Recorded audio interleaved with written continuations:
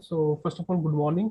This is Ubaid Shaukat from MIT School of Communication, and I welcome you all to today's webinar on the topic which is opportunities in the media industry post COVID-19 pandemic.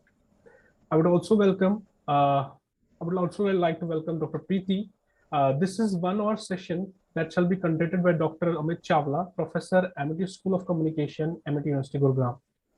And he will try to answer questions pertaining to what are the various subdisciplines under mass communication and what are some of career options for aspirants in this field, especially after the COVID-19 outbreak. Let me tell you a little bit about Dr. Chawla. Dr. Chawla is a PhD in mass communication from Jamia Millia Islamia, New Delhi, and alumnus of Indian Institute of Management, Kashipur, and a qualified trainer from OCIT, Netherlands. He has worked with some of the top institutions like National Institute of Fashion Technology, Jamia Millia Islamia, MIT University, GGS Indraprasth University, and over 20 others. Aside that, he has close affiliation with organizations like Canon India, Staff Selection Commission, Prasar Bharati, Press Information Bureau, Doordarshan, Media and Entertainment Skill Council, Sahara India, Jagran Group, Excel Entertainment Private Limited, and NTPC. He is a recipient of numerous awards, including the Best Media Educator Award conferred by Media Federation of India recently. Back in 2009, he established Photoshala, first of its kind organization that provides consultancies, photography, and video production services and mentoring all under one roof. At present, he is serving at MIT University as an assistant, as a professor at ESCO. He is publisher, author, and his recent books on the same topic as today's webinar, that is opportunities in media industry post COVID-19 pandemic, are widely popular among readers. Before I welcome Professor Chawla, I would request participants to type their questions in the chat window. After the session, I shall be putting these to the expert for his answers. Over to you, Dr. Chawla. Thank you so much, Ubair, for that kind introduction. I thank Dr. Komal and the marketing and promotions team and the admissions team of Amity University, Haryana for organizing this webinar on a very relevant topic, that is opportunities in media industry post COVID-19 pandemic. And on behalf of the Vice Chancellor of Amity University, Gurugram, Professor P.V. Sharma, on behalf of all the faculty, colleagues, and on behalf of staff and students of Amity School of Communication, I welcome all the participants to this webinar.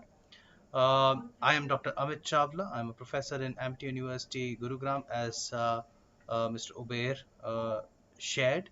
And today I shall be deliberating on the topic opportunities in media industry post COVID-19 pandemic, which, as Ubair mentioned, is also the title of our edited book. This was released in 2 volumes in December 2021 and has been authored by some of the top professors and scholars from top institutions of India and abroad, including SRFTI, Jamia Millia Islamia, AJKMCRC, Indian Institute of Mass Communication, NIFT, Delhi University, Amity University, HP University, BIT, Saint Xavier's, University of Technology and Applied Sciences, Oman, and also by some of the top industry practitioners from NDTV, IGNCA, Ministry of Culture, in shorts, and many more.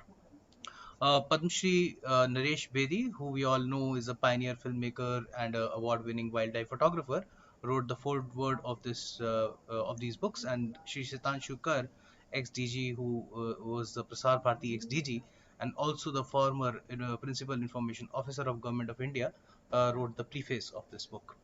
Now, why this topic is so relevant, we shall discuss about it. And before that, I would request that if any student or any participant today in this webinar has any questions, they may ask the questions after the session is over through the chat window, as Mr. Ubair Shaukat has just mentioned, and I shall be happily answering those questions to best of my ability.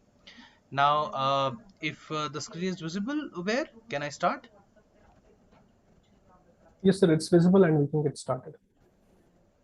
All right, great then.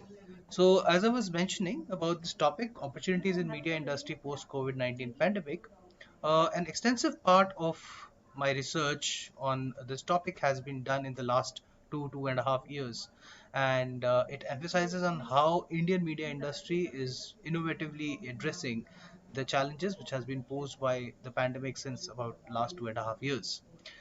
We know that it's true that COVID-19 pandemic brought about a paradigm shift in the media industry and has changed the way media organizations think, plan, and act. Uh, as is to be expected, suddenly many bright aspirants of this industry have developed self-doubt. They are unsure if their dedication to this trade or their skills they have or the skills that they plan to acquire over the next few years, will those translate into a decent livelihood for them or not. And further, some of the participants which some of the people who are aspiring for becoming a future communication expert, when I communicated with them, discussed with them, talked to them, they seemed confused about the demands of the new normal and what measures must be taken to keep up with the change in expectations which are caused by the pandemic. And on the other plane, the pandemic also led to some of the very innovative ways of carrying out the challenging tasks of gathering and distributing information and news, while reversing the flow of misinformation, which is mostly spread through volatile social media. As media is a very broad term, and there are many professional disciplines which come under this umbrella field. uh, I shall try and discuss about some of the top subdisciplines one by one. But in case you and I will not be able to go through everything in detail today because of the paucity of time. But I would request everyone to post their questions thereafter. So these are the two books that I was just mentioning, which are available on a lot of platforms, including Google Books and Amazon and Flipkart and Clever Store. And now I shall be starting with the deliberation on this topic. Let's start with the first and the most talked about subdisciplines of media: journalism. Uh, Journalism, I don't know how many of you know about it or not, but journalism is considered to be the fourth pillar of democracy. I'm sure some of you know that the three important pillars of democracy, as have been stated in many platforms and also by the Constitution, are the legislative and the executive and the. So, fourth pillar, which is journalism, it is considered to be the most important, one of the most important things in the democracy. But in the last couple of years, you would see that the newspapers' sale and revenue was heavily, declining, and it was struck badly. It received a huge setback during pandemic. Now, we all know the reasons why, because the publishing industry is going down. But if we look at journalism, it's not just in newspapers, it's also on radio, on television, on digital media. And if we look at radio, radio journalism, we all know that radio has always been under the government control, at least in India. In India, you are not private broadcasters, FM stations, etc., the community radio stations or the ham radios, etc. They are not allowed to broadcast news per se. However, in the form of pieces of information, sometimes they do. As far as the news on television and digital platforms is concerned, that is what is in today's world attracting the biggest pie of the audience. You would see that almost 65 to 70% of audience, they consume news these days either on their television sets or on mobile platforms or on websites. You would see that because of this change in the last couple of years, that the news has mostly been seen on television or on the digital OTT platforms or on websites or on apps. On-demand news and non-linear and interest-based news are now preferred. Now, what exactly is the on-demand news? On-demand news is, for example, right now I want to know about what is happening in Kolkata, or about the case which is happening, or I want to know about our recently elected president, Honorable Shri Draupadi Murmu. So if I want to know about any of these topics, I just search for them on these platforms and I get the entire piece of news about them. That's called on-demand news. And what is non-linear news? There was a time I remember when I was a kid, about 3 years or 4 years old, I started seeing news, as a very boring subject, because what happened was it was starting always with, a political news, and then going on to some business news, sports news, and entertainment was either not there or coming, at the last. That was Doordarshan style of news, linear pattern of news. Now these days, it's very non-linear. So if I, for example, want to read only about business, or if I want to read only about sports, or maybe only about entertainment and leave alone all the other areas, I can do that, because non-linear news consumption is what is uh, you know popular now. And also the interest based news. Now interest based news, again, as I said, that if I have interest in, say, sports, or if I have interest in entertainment, I can just choose to see the news from there. And not just that, I mean, these are different beats of journalism. I can also opt for a specific region based news. Like, for example, I have got some relatives maybe staying in Australia or UK, and if I want to see or know about what is happening in UK or Australia or Singapore right now, and on these platforms which are there, they always allow me to have interest based news from those local regions as well. Now the good thing about digital platform is that they're instantly available. They are easily accessible. Anyone in the world can access them, and at their fingertips it's available. And also at the same time, in the last about couple of years, 3 years, 4 years, I've seen that local impact of an impact, any event has tremendously seen any a growth. Also, personalized news, these are the kind of sub areas in which we always entrust the future leaders in this field, or the future aspirants of this industry, to push themselves, know about what is personalized news, what is digital news, and how excuse me, it's different from the usual print news or the written pieces of news. uh, Another thing is that, as far as the news platforms are concerned these days, you would also observe, if you look at it closely, that they are relying a lot these days on news agencies or intermediaries. I don't know how many of you know about what news agencies or intermediaries are, but basically, uh, for example, I am an employee of, say, Times of India or Indian Express. Then I'm a hired reporter, maybe, or maybe an editor, or maybe. But a lot of times these days, what Times of India or Indian Express or any of these will do is that they will take the news pieces from another source, and the agencies, we call them news agencies, and the intermediaries, and they would rephrase it as per their audience interest, and they would share it. Now, that's what news agencies and intermediaries are, and their role in today's digital and online journalism, and on-demand television journalism is increasing day by day. Not just that, but you would also see that some more sub-disciplines of journalism are appearing these days, like data journalism. What is data journalism? Data journalism is when you have immense data, which is now being, produced on a minute to minute, second to second basis, and that is converted into a form of, a news piece or a news article.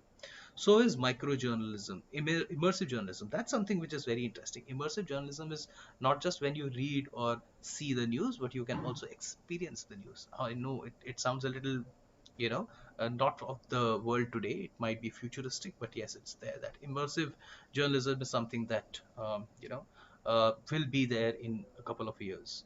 Solutions journalism, mobile journalism. These are some of the new and emerging sub-disciplines of journalism per se, and those who are aspiring to be journalists in the industry from 2 years or 3 years down the line, or the program of Amity School of Communication, it always entrusts them to know more about these topics and subdisciplines, and prepare themselves to be ready for this kind of a challenge. The second, subdiscipline of media or mass communication that I will be talking about is radio. Radio is considered to be one of the mediums which has got the highest reach. It can reach all the places. It's called the masses medium of knowledge or information or communication. But at the same time, you would understand and agree to me that radio is something which has got the maximum reach through All India Radio. The All India Radio, which has got about 450 FM stations, and also some of the AM, or the Vivid Bharati kind of stations. You would see that those are the stations which are mostly accessed by the rural population. But not just them, you would also see that the 290 plus community radio stations are very much operational and useful.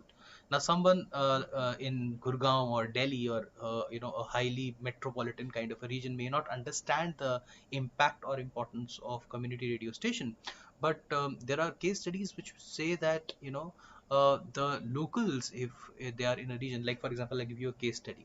In Orissa, there was a cyclone which was predicted last year, and the residents of the coastal areas in Orissa, they were given the information about this not by any other medium but by community radio stations. Community radio stations are localized and they give informational and educational content to the audience, which is very, as I said, local and impactful. Uh, then again, I'm very sure all of you must be listening to these private FM channels, and on 20th of June 2021, when I, was doing this research for my book, I saw that on that day, 384 private FM channels were there in India. Which were operational, and mostly they were catering to the demands which were relating to music. But after the COVID-19 outbreak, some of the privately owned FM channels had to shut down because of course, the shrinking ad revenues.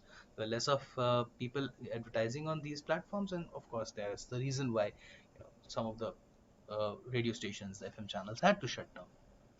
But at the same time, you would also see that some of the revolutionary work was being parallelly done in the digital space. You would see that some of the channels which were coming up in the OTT platform were not just the video platforms, but also some of the platforms, the apps that we call the music OTT platforms. I'm very sure all of you have heard about these audiobook platforms like Audible, or you must have heard about these Amazon Music type platforms where you can access music and shows of yours wherever you want, whenever you want. And of course, mostly music, but it's not just music. It's more of a collaboration of radio stations which were operating prior to the COVID-19 pandemic, who have collaborated and started with these new digital properties. Apart from that, you would also see that some home run studios, small studios, they are keeping the stations alive. I happen to be a very, very good friend of RJ Nitin, Khurafati Nitin, you must have heard about. He is my childhood friend. And I was visiting him one of these days when the COVID restrictions were a little low. And I was having a cup of chai with Bhabi. And I saw that Jonathan, his name is Jonathan Brady, by the way. His radio name is Nitin. So, Brady was doing his show from one of the rooms that he has had in his home, and suddenly he comes out, "Or Amit, how are you?" He has a cup of chai, and in 3 minutes he says, "I have a link, I have to go." So he goes, does the link, and comes back. So those kind of home run radio stations are the ones which are keeping all these radio stations alive. So when we prepare our students to be future ready for if they want to go in the industry which pertains to radio, I always tell them that storytelling and hyperlocal skills are something that you need to inculcate. When I say you need to develop these skills, a lot of students have these questions कि मेरी हिंदी साफ है अंग्रेजी साफ नहीं है. तो मैं उनको हमेशा यही बोलता हूँ कि आज की डेट में चाहे वो डिजिटल प्लेटफॉर्म हो, चाहे वो टीवी हो, चाहे वो रेडियो हो, चाहे वो किसी भी और तरीके का प्लेटफॉर्म हो, मीडिया में मल्टीलिंगुअल कंटेंट एक ऐसी चीज़ है जो आपको आनी चाहिए, जिसके लिए आप प्रिपेयर्ड होने चाहिए। आज की डेट में आप सिर्फ अगर अंग्रेजी जानते हैं या हिंदी जानते हैं या कोई एक भाषा नहीं जानते हैं, उसकी वजह से आपका करियर रुकता नहीं है। तो आपको सबसे पहले आना चाहिए कि किसी भी चीज़ को एक स्टोरी की तरह कैसे कम्युनिकेट करना, अपने वॉइस को मॉड्यूलेट कैसे करना, अपने ऑडियंस को समझ के उनके हिसाब से कंटेंट कैसे बनाना और उसको अलग अलग भाषाओं के साथ मल्टीलिंगुअल बना के कैसे प्रेजेंट करना। जैसे अभी भी मैं जब आपसे बातचीत कर रहा हूँ तो मैं सिर्फ अंग्रेजी में बात नहीं कर रहा हूँ, मैं हिंदी में बात नहीं कर रहा हूँ। मेरे ज़्यादातर ऑडियंस जो हैं वो अंग्रेजी और हिंदी दोनों समझते हैं, आई एज्यूम। तो इसलिए मैं मल्टीलिंगुअल कंटेंट इंग्लिश और हिंदी इंग्लिश में बात कर रहा हूँ। So these are some things that are required traits if you want to go into the radio industry as a RJ or something. Then let's talk about the third major subdiscipline of mass communication or media, which is television and OTT platforms. OTT platforms बहुत सारे आ गए हैं, बहुत सारे। और ज़्यादातर television channels ने अपना किसी ना किसी OTT के साथ या तो टाई अप कर लिया है या अपना ही OTT खोल लिया है। इंडिया की टीवी इंडस्ट्री पैंडेमिक से पहले बहुत ध्यान से सोचने वाली और देखने वाली बात है कि इंडिया की टीवी इंडस्ट्री पैंडेमिक से पहले अप्रोक्सीमेटली 787 बिलियन रुपीस की थी और ग्रो कर रही थी 7% की दर पे। बट जैसे ही पैंडेमिक स्ट्राइक हुआ, ये हुआ, टोटल जो वैल्यूएशन हो गई 2020 में सिर्फ एक साल के बाद, वो घट के 685 बिलियन की रह गई। I am talking only about television industry right now, not the OTT industry. Television industry जो पहले एक्सपेक्ट कर रहे थे लोग कि 800 850 बिलियन तक पहुंच जाएगी 2020 तक, वो घट के 685 बिलियन की रह गई।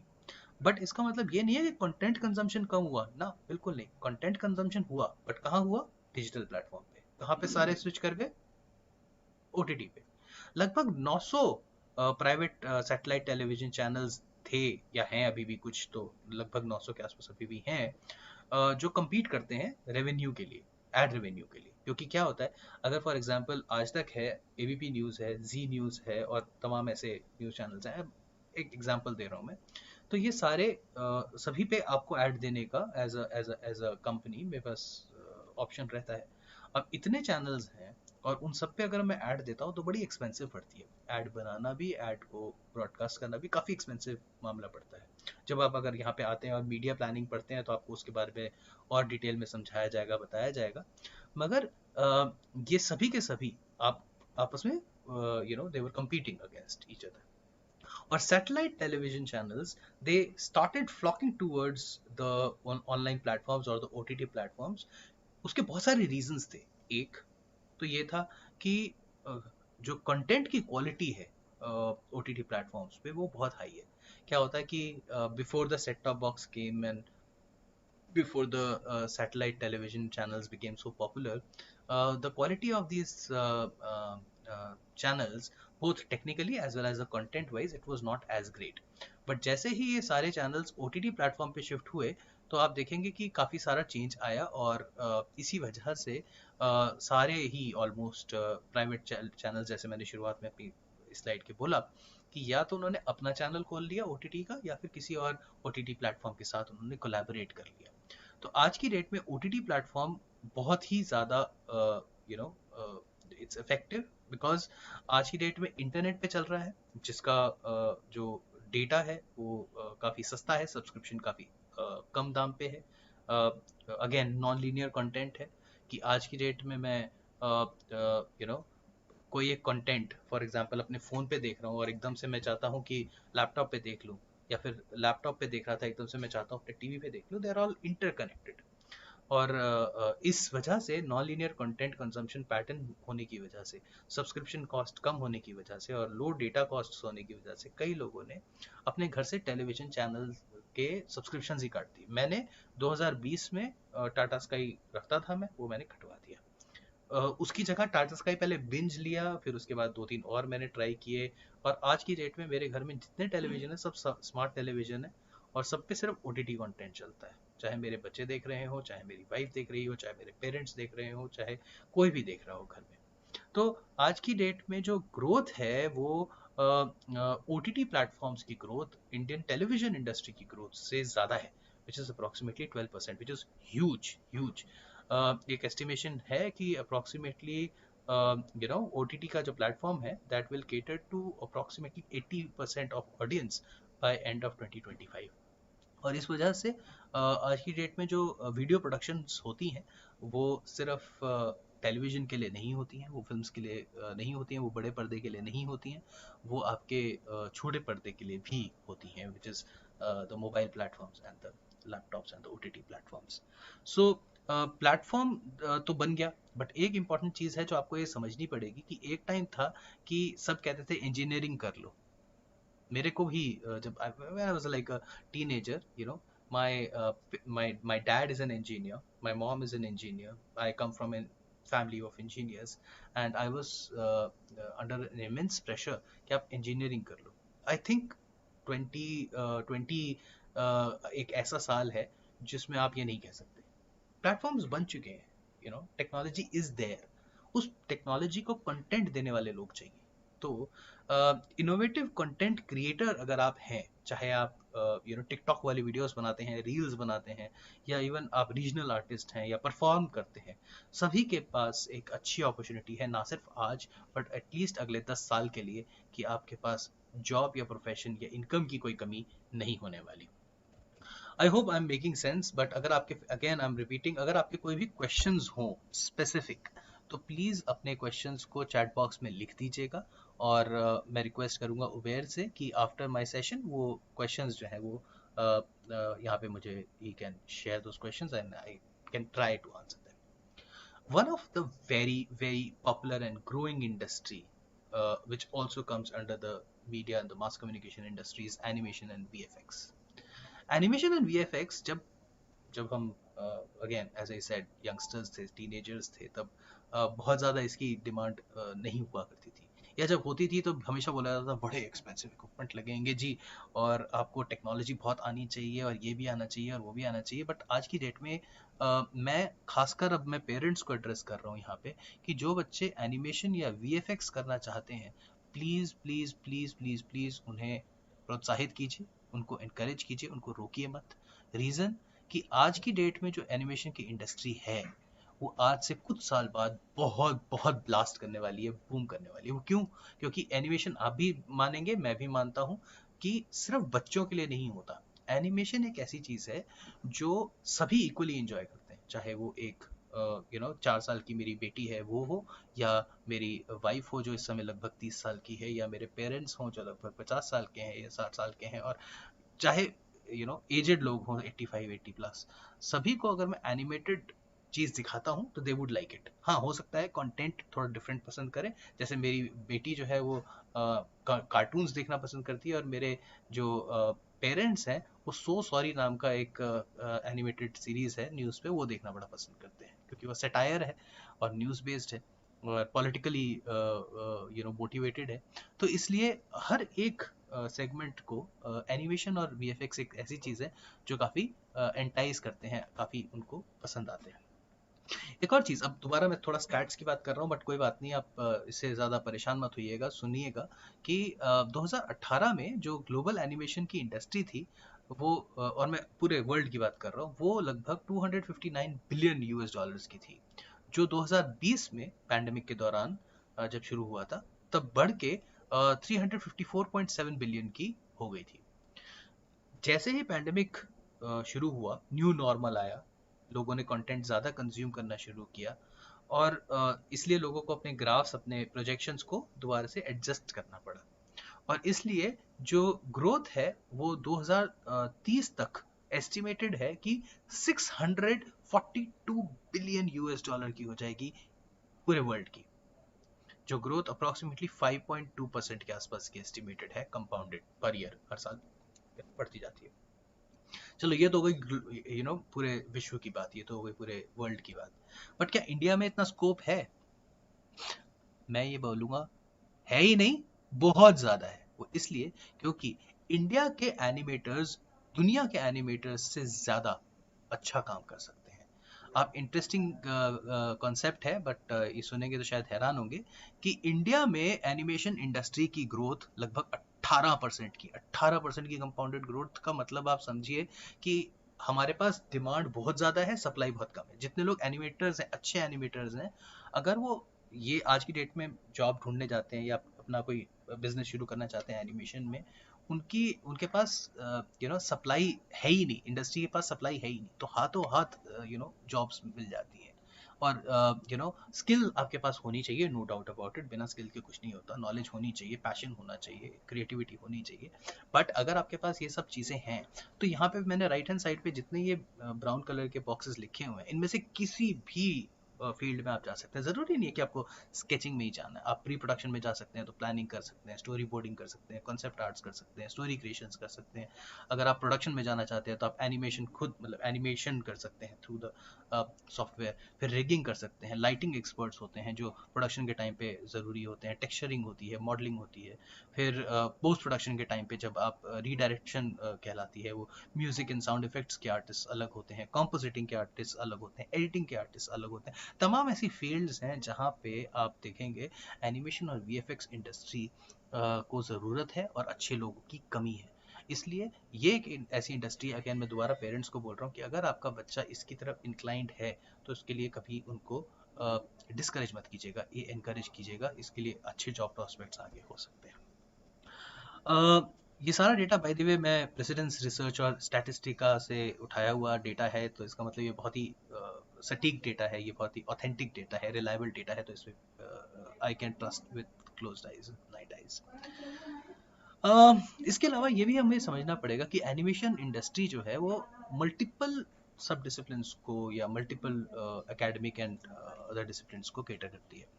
कि आज की डेट में अगर मैं एजुकेट करना चाहता हूँ तो भी मुझे एनिमेशन चाहिए, अगर मैं टेलीविजन में देखता हूँ तो भी बहुत एनिमेशन आता है। आर्किटेक्चर, आज की डेट में अगर आप घर खरीदने जाते हैं तो वॉक थ्रूज दिखाई देते हैं आपको जो आपके एनिमेटेड होते हैं। इंजीनियरिंग में किसी भी मशीन को बनाने से पहले आप देखेंगे कि उसका एक एनिमेटेड वीडियो प्रोजेक्शन आपको दिखा दिया जाता है, तो आप एज इन्वेस्टर समझ पाते हैं कि हाँ ये फाइनली क्या दिखाना चाहते हैं। Scientific visualisation, manufacturing, 3D films, space explorations, सभी चीज़ों में एनिमेशन का बहुत बहुत बहुत बहुत इस्तेमाल हो रहा है। मेडिकल में बहुत इस्तेमाल हो रहा है।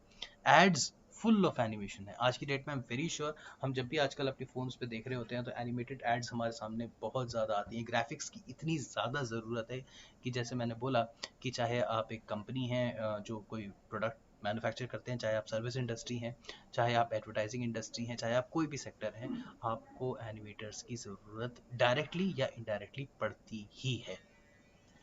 चलिए आगे बढ़ते हैं। और क्योंकि मैं इसके बारे में बात कर चुका हूँ, ये मैं ज़्यादा इस पर टाइम नहीं बिताऊंगा, बट हाँ ये ज़रूर है कि आज की डेट में जो एनिमेशन है वो इससे ज़्यादा सिंपल कभी नहीं हुआ। Animation has been the simplest on today, and आज से थोड़े दिन बाद, थोड़े साल बाद आई एम वेरी श्योर और सिंपल हो जाएगा, क्योंकि टूल्स अब बहुत ज़्यादा एक्सपेंसिव रहे नहीं। मशीन और एल्गोरिदम्स जो हैं वो सारे ऐसे हो गए हैं जो आर्टिफिशियली इंटेलिजेंट हैं, जिसमें आप लिखते बाद में हैं, वो आपका वो कमांड पहले फॉलो कर लेते हैं। तो ऐसे तरीके के जो सॉफ्टवेयर और ऐसे तरीके के जो एल्गोरिदम्स हैं वो आपके लिए एक बहुत ही इम्पॉर्टेंट रोल प्ले करते हैं कि आप अपना एनिमेशन इंडस्ट्री में अच्छा कदम आज की डेट में रख सकते हैं। एक और इम्पॉर्टेंट चीज़, ये शायद आपके लिए एक आई ओपनर हो, बट ज़रूरी है आपसे शेयर करना कि आज की डेट में पूरी दुनिया की एनिमेशन इंडस्ट्री इंडिया को आउटसोर्स कर रही है।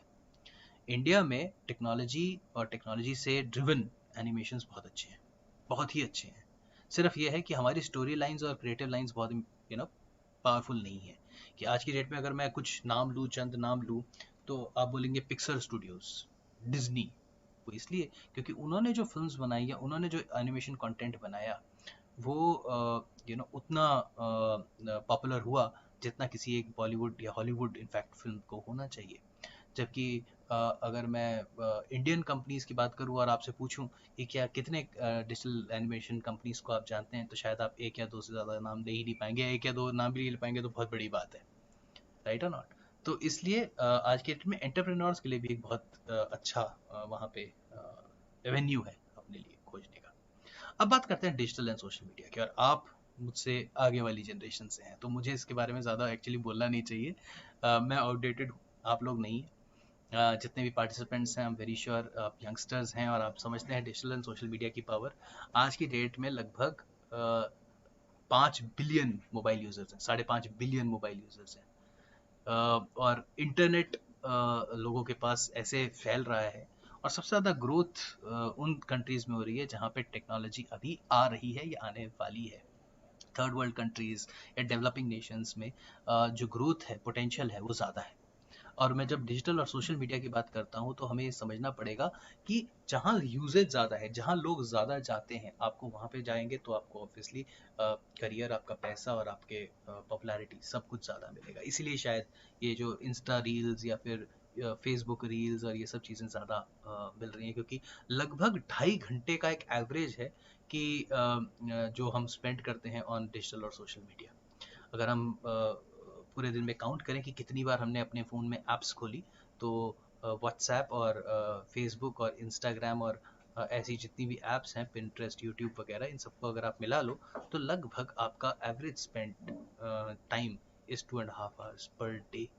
इतना बड़ा टाइम अगर आप सोशल मीडिया पे या फिर डिजिटल मीडिया पे स्पेंड कर रहे हैं, तो इस फील्ड में जो अपॉर्चुनिटीज हैं करियर के, कम तो हो नहीं सकते। It is immensely booming at this time if you look at the opportunities which are there available in the digital or the social media, and it is ever growing।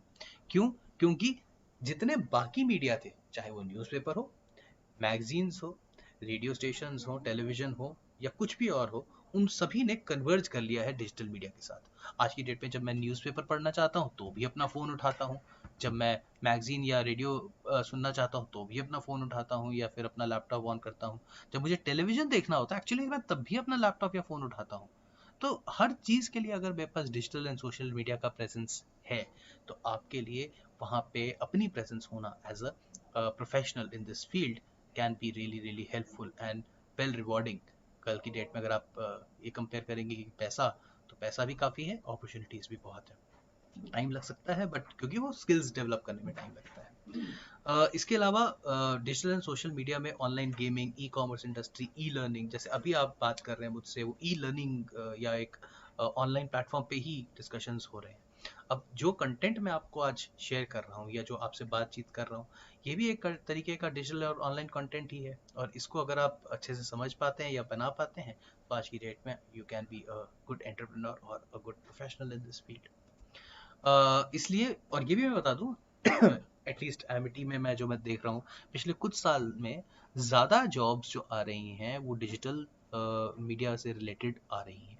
Animation की भी, news की भी, content writing या content creation की भी, digital marketing की भी, इन सभी से रिलेटेड जो जॉब्स आ रही हैं वो ज़्यादा, जो प्लेसमेंट्स के लिए लोग आ रहे हैं वो डिजिटल मीडिया की तरफ ज़्यादा आ रहे हैं, क्योंकि इसमें प्रैक्टिस बेस्ड स्किल्स रिक्वायरमेंट होती हैं, और यही जो स्किल्स हैं वो आपको एक इंस्टीट्यूशन में मिलती हैं। जैसे मैं आपको एग्जांपल दे रहा था कि हमारा बीजेएमसी प्रोग्राम है या जो एमजेएमसी प्रोग्राम है, उसमें जर्नलिज्म मास कम्युनिकेशन आप अगर पढ़ते हैं तो उसमें आपको सारे डिसिप्लिन के बारे में बताया जाता है। उसके बाद आप एक डिसिप्लिन में स्पेशलाइज कर सकते हैं। जैसे आप डिजिटल मीडिया में करना चाहते हैं तो आप डिजिटल मीडिया में करना चाहते हैं, रेडियो में करना चाहते हैं तो रेडियो में कर सकते हैं, पब्लिक रिलेशन में करना चाहते हैं तो पब्लिक रिलेशन में कर सकते हैं, एक्सेट्रा एक्सेट्रा।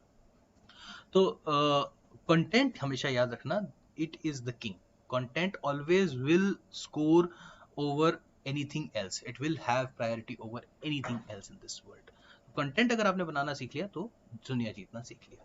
हमारे फाउंडर प्रेसिडेंट डॉक्टर अशोक के चौहान सर से एक बार मेरा मुलाकात हुई थी 2007 में, और हम एक ओरिएंटेशन में बैठे थे तो उन्होंने ये बात बोली थी, और आज भी मेरे कान में वो एको करती है बात, कि जिसने बात करना सीख लिया, जिसने कम्युनिकेट करना सीख लिया, जिसने कंटेंट बनाना सीख लिया, जिसको कम्युनिकेट करना आ गया कंटेंट, उसने दुनिया जीत ली।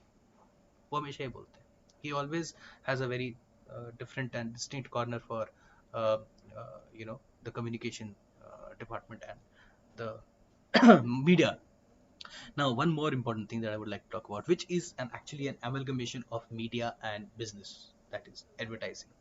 Those people who want to go into the media field, or rather the marketing field or the business field, उनको ये समझना पड़ेगा कि आज की डेट में एडवर्टाइजिंग एक ऐसी चीज़ है जो अगेन बहुत इम्पॉर्टेंट है। एशिया की सबसे बड़ी, सेकंड सबसे बड़ी ग्रोइंग मार्केट है चाइना, चाइना के बाद इंडिया।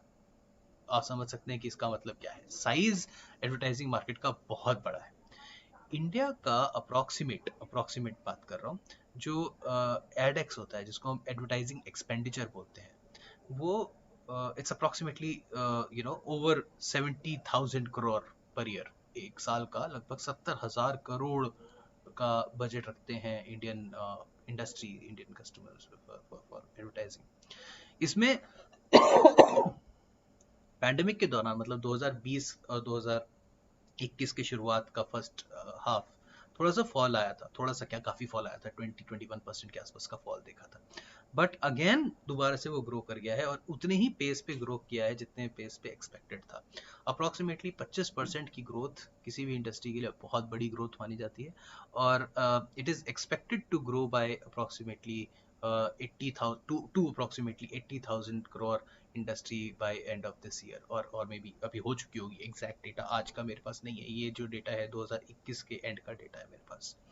तो यूजुअली जब फाइनेंशियल ईयर्स खत्म होते हैं तो डेटा आता है, वो डेटा अभी तक मेरे पास आया नहीं है। ये 2021 का डेटा है, और 2021 का जब फाइनेंशियल ईयर खत्म होगा 22 का, और उसकी रिपोर्ट्स आएंगी लगभग सितंबर अक्टूबर में आ जाती हैं, तो उन डेटा से फिक्की से मुझे पता चला। जैसे ये मैंने आपके लिए लेके आया था, ये एक स्टैटिस्टिक्स है कि ज़्यादातर जो एड स्पेंड्स होती हैं वो कहाँ होती हैं। ज़्यादातर एड स्पेंड्स होती हैं आज की डेट में डिजिटल पे। अब इंटरेस्टिंगली उस पर देखेंगे, अगेन डिजिटल की मैं बार बार बात कर रहा हूँ कि एक ऐसी फील्ड है कि जहाँ पे सबसे ज़्यादा इस समय अपॉर्चुनिटीज़ मिल रही हैं। आप प्रिंट पे भी देख रहे हैं एड्स आ रही हैं, आउटडोर पे भी एड्स आ रही है, रेडियो पे भी आ रही हैं, सब पे आ रही हैं। पर जितनी डिजिटल पे प्लेटफॉर्म पे एड्स आ रही हैं उतनी कभी पहले नहीं है। किसी भी प्लेटफॉर्म के लिए ग्रोथ उतनी नहीं रही। ये सारे प्लेटफॉर्म्स बाकी जो है थोड़ा डी ग्रो कर रहे हैं। कल मैं रेडियो सुन रहा था, ऑल इंडिया रेडियो का एक चैनल, आई एम श्योर आप लोगों ने कभी नाम सुना होगा, रेनबो। रेनबो पे मैं न्यूज़ सुनते हुए जा रहा था, अपनी गाड़ी में बैठा हुआ था, रेडियो ट्यून था। तो वहाँ पे मैं सुन रहा हूँ कि रेडियो पे एडवर्टाइजिंग करने के लिए ऑल इंडिया रेडियो प्रमोट कर रहा है कि आप एडवर्टाइज कीजिए ऑल इंडिया रेडियो के एफएम रेनबो चैनल पे। ये आज तक कभी नहीं देखा मैंने, this was very new to me. Reason कि सब अब जो एड रेवेन्यू अब धीरे धीरे धीरे धीरे धीरे डिजिटल की तरफ शिफ्ट हो रहा है। इसका मतलब क्या हुआ? इसका मतलब ये हुआ कि अगर उनको फील्ड में रहना है तो थोड़ी सी जान लगानी पड़ेगी, थोड़ी सी मशक्कत करनी पड़ेगी। That is what I think the attempt was when I heard that piece on All India Radio's FM channel Rainbow. Now, having said that, ये important चीज़ है, समझना पड़ेगा कि लगभग 60% ज़्यादा कंटेंट लोगों ने देखा जब वो they were forced to stay indoor, you know, और businesses have taken a note of this. तो जब ज़्यादा कंटेंट देख रहे हैं तो कहाँ पे ज़्यादा एडवर्टाइज होगा? बाहर नहीं, कहाँ पे होगा? कंटेंट जहाँ पे देख रहे हैं लोग। और ज़्यादा कंटेंट कहाँ देख रहे थे जब पैंडेमिक थी? अपने फ़ोन पे या फिर टीवी पे। टीवी पे भी ज़्यादा आजकल स्मार्ट टीवी में हो रहे हैं, तो स्मार्ट टीवी में ज़्यादा एडेक्स चल रहा था। इसलिए जितने लोग एडवर्टाइजिंग इंडस्ट्री में हैं, जिनको इनोवेटिव मीडिया व्हीकल्स को यूज़ करना आता है, जब मैं कह रहा हूँ इनोवेटिव मीडिया व्हीकल्स का मतलब यह है कि एक ऐड जो मल्टीपल प्लेटफॉर्म्स पे चल सकती है, ऐसी ऐड बनानी आती है।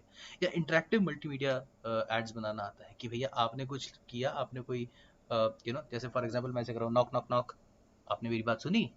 तो क्या है, मैं आपसे डायरेक्ट 1-to-1 बात कर रहा हूँ, और अगर आप उसका रिस्पॉन्स दे पाते हैं, that is called interactive media, right. और इंटरैक्टिव कंटेंट यूसेज अगर आपको आती है तो आपके पास आज के लिए ही नहीं, फ्यूचर के लिए एडवर्टाइजिंग के लिए भी एक बहुत बड़ा स्कोप है। अब क्योंकि हमारे पास टाइम थोड़ा कम है, इसलिए मैं थोड़ा सा जल्दी जल्दी आगे बढ़ूंगा, क्योंकि अभी 2 डिसिप्लिन और है जो मैं आपसे शेयर करना चाहूँगा। तो एडवर्टाइजिंग के बाद अब मैं आता हूँ पब्लिक रिलेशंस पे। पब्लिक रिलेशंस एडवर्टाइजिंग से थोड़ा डिफरेंट है। एडवर्टाइजिंग में एक कंपनी पे करती है, public relations over the year grow किए जाते हैं। पीआर जो होता है वो इंटरपर्सनल इंटरेक्शन पे बेस्ड होता है, और सस्टेनेबल होता है कि आपकी लॉन्ग लास्टिंग रिलेशनशिप कैसे है। कि अगर फॉर एग्जांपल आज की डेट्स में मैं याद करूं, आज से 7 साल पहले, 8 साल पहले एक इशू आया था, मैगी में लेड मिलने की खबरें आई थी। उसके बाद भी ऐसा नहीं हुआ कि मैगी खानी छोड़ दी लोगों ने, कुछ टाइम के लिए रोका था, but due to the good public relations, due to the good image management of Maggie, it came back. So informational, inspirational content जो अगर आप बना सकते हैं, अगर आप बनाना जानते हैं, अगर आपके पास वो स्किल्स हैं, तो आपके स्टेक होल्डर्स जो हैं, जो आपके एडवर्टाइजिंग एजेंसीज हो सकती हैं, जो आपके मार्केट कंज्यूमर्स हो सकते हैं, उनके साथ आपके रिलेशनशिप्स बहुत अच्छे बने रह सकते हैं। और ये स्पेशली देखा गया पैंडेमिक के दौरान। पीआर ने भी डिजिटल रूट लिया, बाय द वे ये भी मैं आपको बता दूं कि ब्लॉग्स से, ऑनलाइन पोस्ट से, हेल्पफुल पोस्ट से, पर्सनल मैसेजेस से, व्हाट्सएप मैसेजेस से, ह्यूमन इंटरेस्ट की स्टोरीज से, अलग अलग तरीकों से पब्लिक रिलेशंस बनाए गए। जैसे मेरी वाइफ मेक माई ट्रिप में काम करती हैं, तो मैं उनको देख रहा था कि वो कैसे पोस्ट बना रही थी, बिकॉज वो कंटेंट देखती हैं मेक माई ट्रिप का।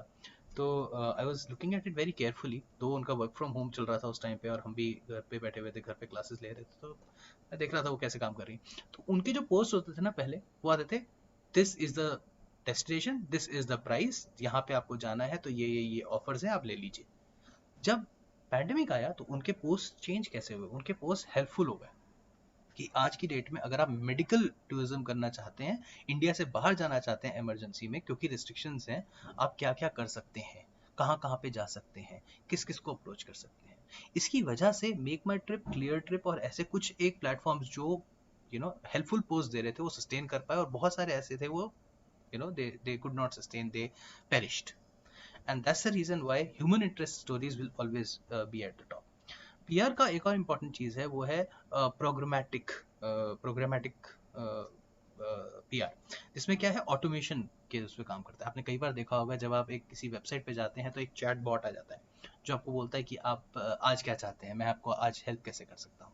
Now these kind of things also use technology intensively, extensively, and using artificial intelligence, they are very very futuristic in nature. But इनके ऊपर जो कंटेंट लिखने वाले लोग होते हैं वो आपके और मेरे जैसे ही लोग होते हैं। फाइनली कंटेंट, मैंने क्या बोला था, content is always the king, it holds priority over anything else. तो ये इसकी डेट में, जैसे आज की डेट में अगर आप पब्लिक रिलेशंस में जाना चाहते हैं या किसी मल्टीनेशनल कंपनी में कॉर्पोरेट कम्युनिकेशंस में जाना चाहते हैं, तो उसके लिए भी आपको मास कम्युनिकेशन या मीडिया में जाना पड़ेगा। और उसके लिए जो टॉप पीआर स्ट्रैटेजीज होती हैं वो customer feedback, engagements, electronic word of mouth, जिसको हम EWM या EWOM भी बोलते हैं, ब्रांड अवेयरनेस या वेब लिसनिंग, ऑडियंस एनालिटिक्स, ये बहुत सारे ऐसे सब डिसिप्लिन हैं पब्लिक रिलेशंस के जो आपको पढ़ाए जाते हैं, सिखाए जाते हैं, जिसकी वजह से आप प्रिपेयर हो जाते हैं for facing any challenges of this industry in future. Events, last I think मैं इसके बारे में टाइम अगेन, मैं 1 घंटे का टाइम करके आया था और 5 मिनट का मैंने क्वेश्चन आंसर्स का सेशन भी रखा हुआ है, तो इवेंट्स अगेन लास्ट है। बट हाँ, एक ऐसी इंडस्ट्री है जो ड्यूरिंग पैंडमिक या ड्यूरिंग पैंडमिक से पहले बहुत बड़ी थी, बहुत बहुत बहुत बहुत बहुत बड़ी थी। अप्रॉक्सीमेटली 1135 बिलियन US डॉलर्स की इंडस्ट्री कहलाती थी 2019 में वर्ल्ड ओवर, और it was growing at a pace of approximately 11.5%। और उस समय ये एक्सपेक्टेड था कि 1500 करोड़ के 1500 बिलियन की US डॉलर्स की इंडस्ट्री हो जाएगी बाय 2028। बट जैसे ही पैंडेमिक आया थोड़ा सा गड़बड़ हो गई। 96% ये स्टैटिस्ट या सेम वेबसाइट्स के लिंक्स हैं, और फिकी का भी रिपोर्ट है जिसको मैंने इसमें यहाँ पे यूज़ किया अपनी बुक में, और यहीं को उसी बुक से ही कुछ एब्स्ट्रैक्ट्स हैं जो मैं आपको यहाँ पे दे रहा हूँ, कि अप्रॉक्सीमेटली 96% इवेंट प्रोफेशनल जो थे उन्होंने इवेंट कैंसिलेशंस देखी after pandemic. Of course pandemic करना, पैंडेमिक किसी ने एक्सपेक्ट तो किया ही नहीं था, और उस टाइम पे बाहर कोई इवेंट हो जाए पॉसिबल ही नहीं था, गवर्नमेंट ही अलाउ नहीं कर रही थी। इसकी वजह से अप्रॉक्सीमेटली 21% स्टाफ का छटनी हो गई इवेंट इंडस्ट्री में। ये था 2020 से लेकर 2021 फाइनेंशियल ईयर जो सबसे ज़्यादा हिट हुआ। मेरा अपना एक स्टूडेंट हुआ करता था, एमिटी का ही स्टूडेंट हुआ करता था, 2011 पास आउट एसको। उस स्टूडेंट ने एक बहुत बड़ी इवेंट मैनेजमेंट कंपनी खोली थी मुंबई में, और ऐसे इवेंट्स कर रहा था वो कि आई मीन हम देख के हैरान हो जाते थे। वो लैक्मे इंडिया फैशन वीक कर रहा था, जिसमें उसका अप्रॉक्सीमेटली एनुअल टर्नओवर 80 करोड़ के आसपास का था। और सडनली मैंने देखा 2021 में जब वो घर आया तो लिटरली बहुत ही बुरी हालत में था, and he was hand to mouth. But धीरे धीरे धीरे धीरे आफ्टर पैंडेमिक जो इस सिचुएशन को फेस कर रहे थे, उन्होंने वर्चुअल पहले तो शुरू किए इवेंट्स। जैसे अभी भी ये जो इवेंट हो रहा है वर्चुअल हो रहा है। 2019 में अगर ये कर रहे होते हम लोग, शायद हमारे यहाँ बहुत सुंदर एक ऑडिटोरियम है, वहाँ बैठ के कर रहे होते। बट क्योंकि ये इवेंट्स अब वर्चुअल हो गए तो उसकी रीच बढ़नी शुरू हो गई, और ऐसे इवेंट्स बहुत बहुत बढ़ गए। और आज की डेट में जिन लोगों ने एक अच्छा एक्सपीरियंस नहीं दिया वो पेरिश हो गए, और जिन्होंने दे दिया वो आज के लिए ही नहीं अगले कई सालों के लिए सस्टेन कर गए। इसलिए इवेंट मैनेजमेंट एक ऐसा फील्ड है जिसमें एक्सपीरियंस बहुत मैटर करता है कि लोगों को आपका आपका इवेंट कैसा लगा, जो आप यहाँ से लेके जाएं वो आप कब तक याद रख सकते हैं, क्या क्या याद रख सकते हैं, है ना। And therefore if you are skilled at it, if you are seeing the event industry closely, you are seeing that last एक साल में अपना ग्रैंडवेयर उसने अपना जो एक ऑरा था वो उसने वापस पा लिया है। एंड हाइब्रिड इवेंट्स अब होने शुरू हो गए, जैसे ये इवेंट मैं लाइव कर रहा हूँ ऑनलाइन, कुछ दिन पहले एक ऐसा ही इवेंट सैटरडे को हम लोगों ने यहाँ पे यूनिवर्सिटी में किया था। तो हाइब्रिड इवेंट्स होने शुरू हो गए and they are here to stay, they are very much here to stay, they will continue to happen. So with this I end my deliberation on the topic opportunities in media industry post COVID-19 pandemic. ये मैंने जितना हो सकता था कम से कम time में और ज़्यादा से ज़्यादा कवरेज के साथ आपको बताने की कोशिश की है कि क्या क्या अपॉर्चुनिटीज़ हैं या हो सकती हैं मीडिया इंडस्ट्री में, स्पेशली कोविड-19 के बाद। इसके बाद अगर आप कुछ जानना चाहते हैं, कुछ समझना चाहते हैं तो आप या तो कैंपस आ जाइए और we are always there to help you, या फिर आप क्वेश्चन पूछ सकते हैं and I am here to answer all the questions now. Uh, Thank you so much, Dr. Amit, for this enlightening words. I hope everybody is understanding now what are the current opportunities in the media industry. We have our first question by Mr. Khan. He says, "Sir, what is OTT?" Over the top, I know, I can understand क्या है, ये सारी technical terms हैं। Over the top जिसको आप over the top को कैसे explain करूँ, जो आप टीवी पे देखते हैं ना कंटेंट, जो आपके जितने भी अमेजोन प्राइम, नेटफ्लिक्स या वूट या सोनी लिव, ये जितने प्लेटफॉर्म्स हैं इसको ओवर द टॉप या ओटीटी प्लेटफॉर्म्स कहा जाता है। आपको अगर इंडस्ट्री के लिए रेडी रहना है, तो लकी राइट, लकी खान, तो आपको ओटीटी प्लेटफॉर्म्स को समझना बहुत ज़रूरी है, क्योंकि आज की डेट में चाहे वो यूट्यूब हो, चाहे वो अमेजोन प्राइम हो, चाहे वो नेटफ्लिक्स हो, चाहे वो Z5 हो, चाहे वो वूट हो, चाहे वो ऐसे लगभग 18-19 बड़े प्लेटफॉर्म्स हैं जहाँ पे आजकल कंटेंट बन रहा है और बहुत ज़्यादा लोग उसको कंज्यूम कर रहे हैं। तो उसके लिए अगर आप रेडी नहीं हैं तो आई थिंक आपके लिए थोड़े से रास्ते तंग हो सकते हैं। तो OTT is over the top. Okay, thank you, sir. I request every participant to write down the questions if they have any, so that we can just, sir is currently here and just take advantage of the moment. So if you have any questions, just write it down and we can just answer them.